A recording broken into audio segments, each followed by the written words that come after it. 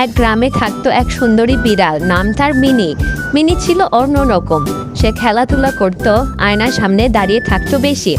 মিনির একটা ছোট্ট আয়না ছিল, আর সেখানে সে লাল ফুল দিয়ে সাজত। সেই ফুলের পাপড়ি দিয়ে সে গাল লাল করত। কখনো কখনো মাটি থেকে তুলতো রঙিন পাতার গুঁড়ো, চোখে দিত আইশ্যাডোর মতো, নিজের লেজ দিয়ে গালে ব্রাশের মতো ঘুষত আর বলতো, আজ আমি হব রানীর মতো। একদিন খরগোশ বলল, মিনি, তুমি এত সাজো কেন? মিনি হেসে বলল, কারণ আমি নিজের মতো সুন্দর হতে ভালোবাসি।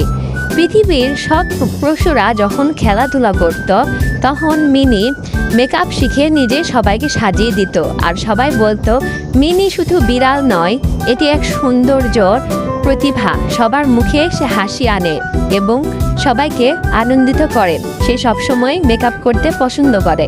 মেকআপ নিয়ে সে সবসময় বসে থাকতো। মেকআপই ছিল তার রাজ্য।